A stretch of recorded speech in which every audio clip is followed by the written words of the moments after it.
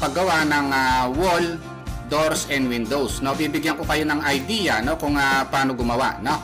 So, ang gagawin natin, gagawa muna tayo ng guideline, no. Halimbawa, 10 meters, tapos 8.5 meters, 6 meters, 1.5 meters, tapos 4, then close, no.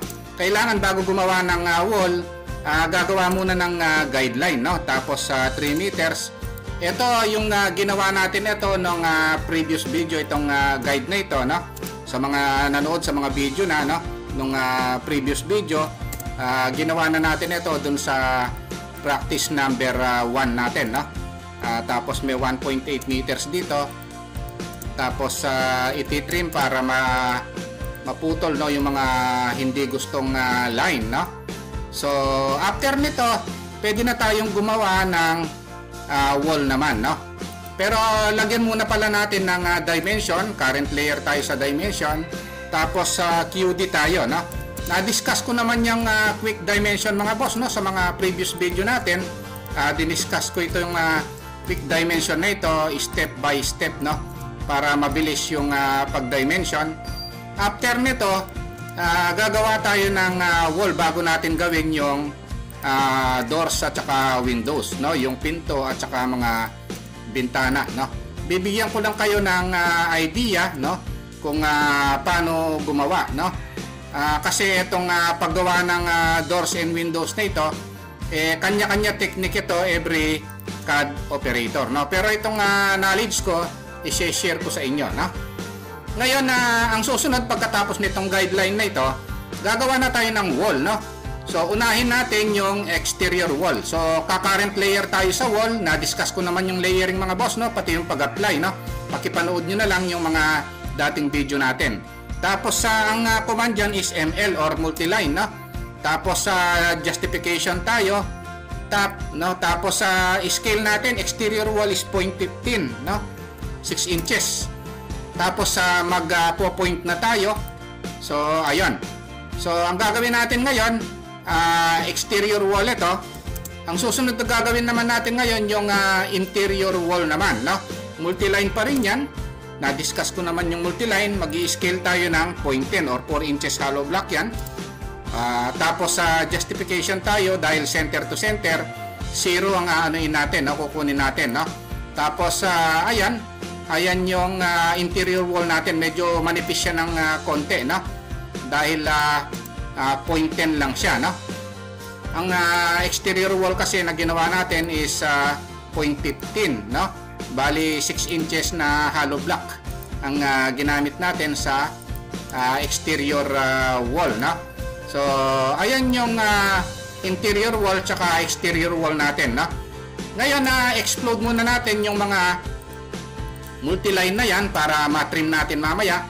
So paano gawin yung mga pinto tsaka bintana, no.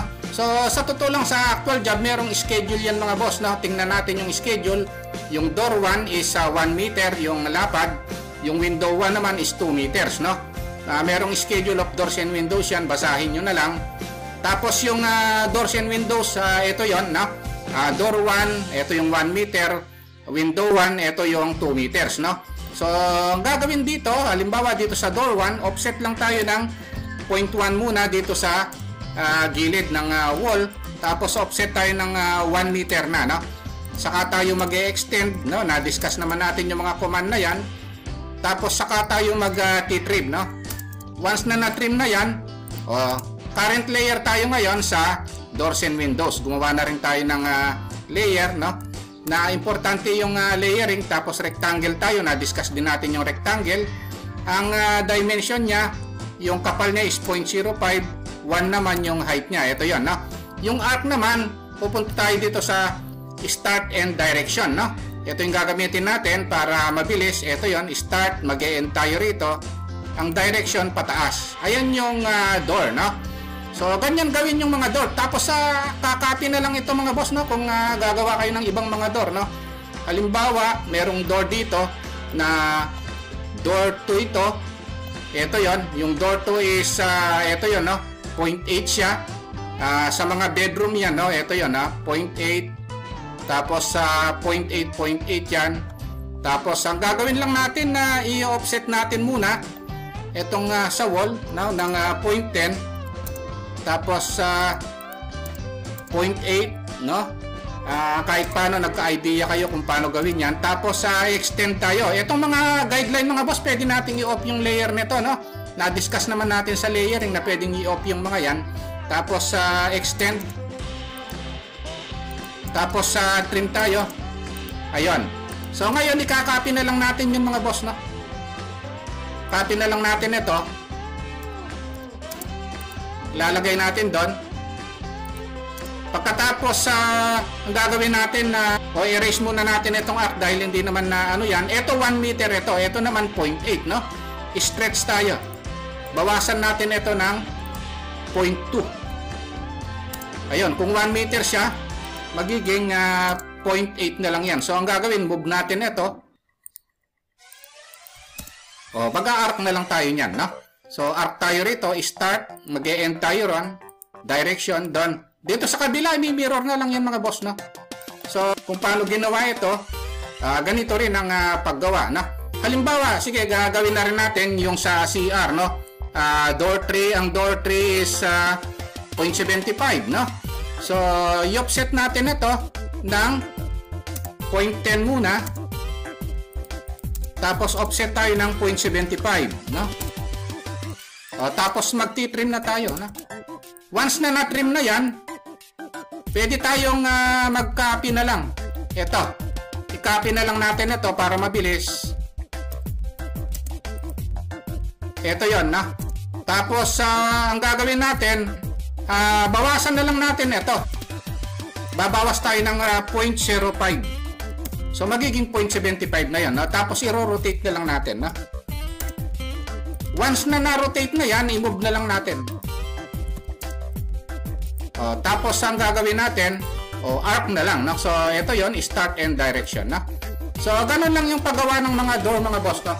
Pagdating naman sa mga windows, lalong madali ito mga boss, no?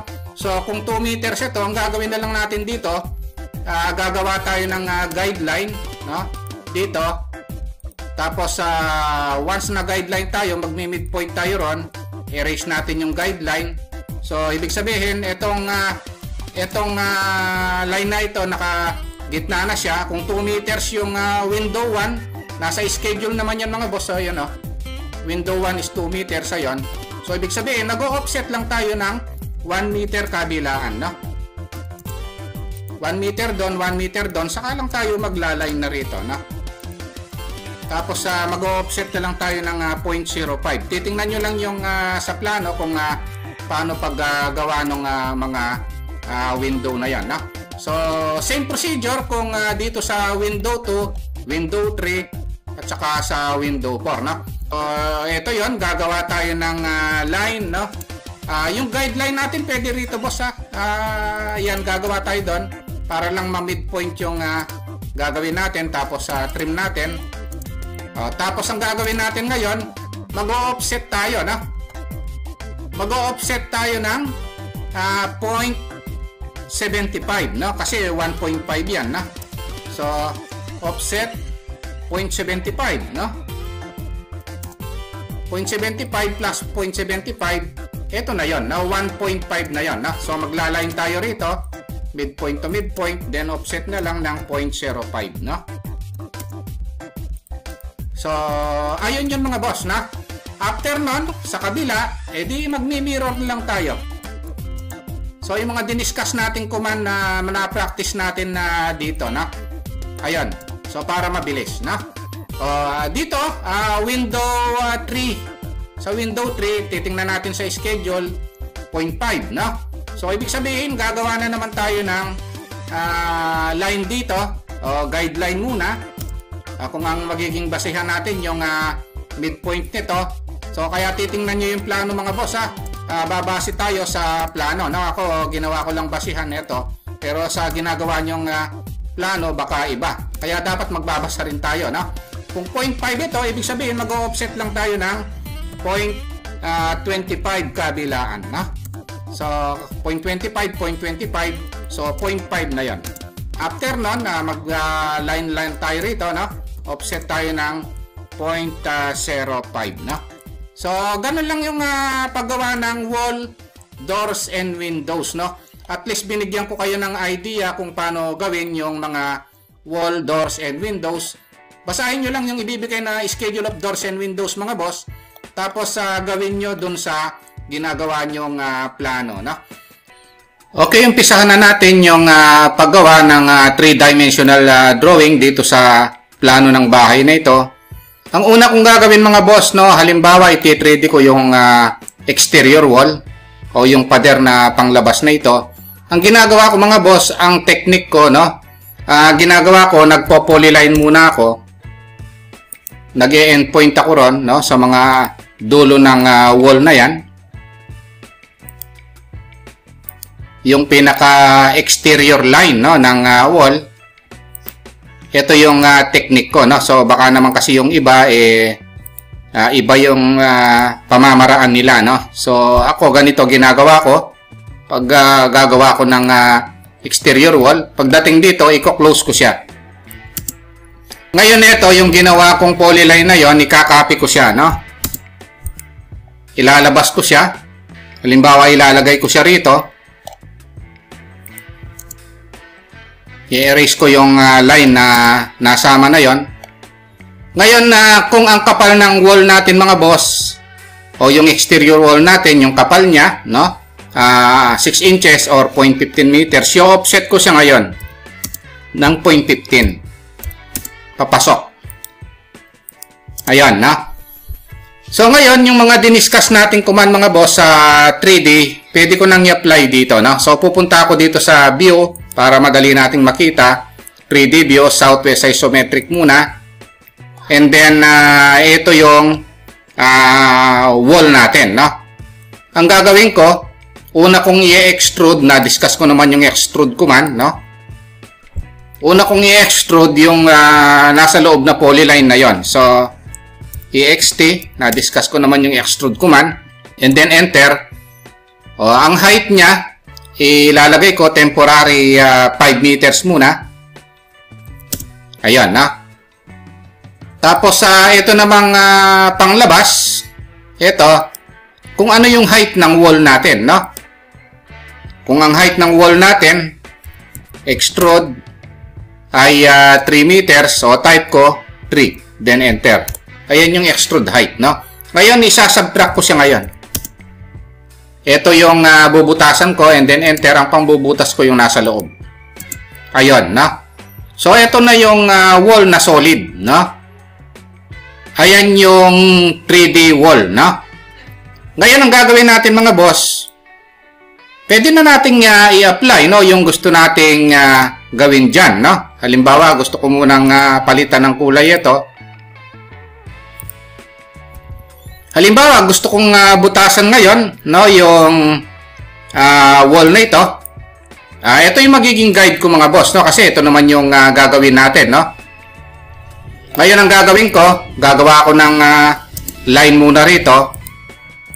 Guide lang, no. Papunta ron. Tsaka ako magre-rectangle. Magmula rito hanggang doon, rectangle ako. Kukunin ko ngayon ito. Magbe-base point ako rito, tapos ilalagay ko rito.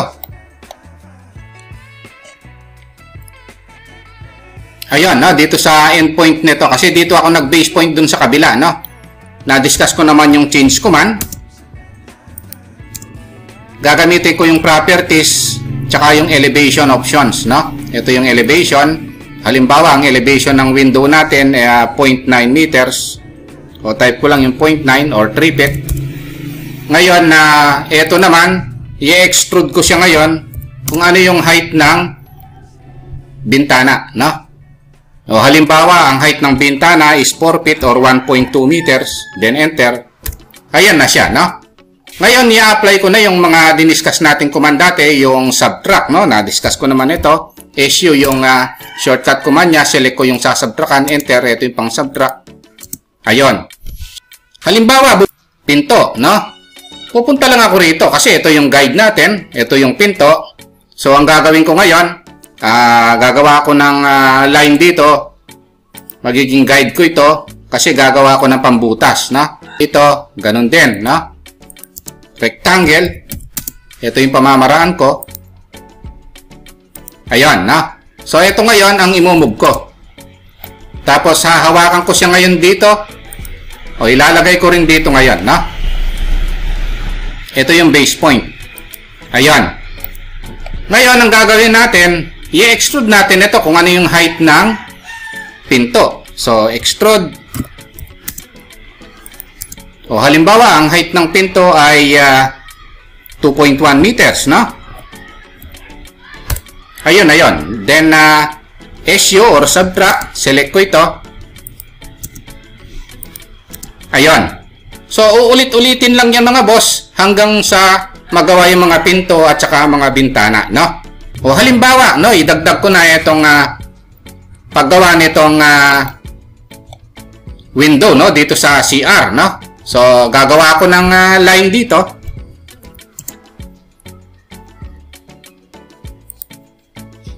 Gagawa ko ng line dito. Kasi guideline ko ito, no? Tapos re-rectangle na naman ako kasi ito yung pambubutas ko. Ayan, no? Tapos ikakopy ko ito. Lalagay ko dito. Ngayon pag nakopy ko ito mga boss, ikakopy ko rin naman ito. Ngayon ang base point ako rito na naman, no? So ito yung magiging base point ko. Ito, na. So, kung ito yung hinawakan ko, ito rin naman ang pagdadalan ko, no, sa sulok na ito. Ortho off ko lang. Dito. Para parehas yung location, no? Ayun. O, ngayon ang gagawin natin, change command na naman tayo, negative CH. Yan yung shortcut command ng change. Properties, gagamitin ko yung option na elevation.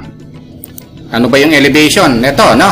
Halimbawa, ang elevation niyan is 1.6 meters, no? Halimbawa lang ito. Then, enter. Ayan, no? Ayan yung elevation niya. Ngayon, i-extrude ko na ngayon, no? I-XT, select ito, tsaka ito. Halimbawa, ang extrude height nito ay 0.5 meters, no? Ngayon, gagamitin na naman natin yung subtract command, no? SU, yan yung shortcut command ng subtract, no? Select ko lang ito, enter. And then, select ko yung pang-subtract. Ayun. So, ito yung wall natin, mga boss, na binutasan, no? Hindi na kailangan i-discuss natin lahat kasi haba yung video natin, no? Kung nagustuhan nyo po itong video natin, no, at makakatulong sa inyo, huwag nyo po sanang kalimutang pindutin muna pala, no, yung subscribe dito sa maliit pa lang nating channel. Isama nyo na rin po yung like at saka notification bell. Thank you very much at God bless po sa inyong lahat.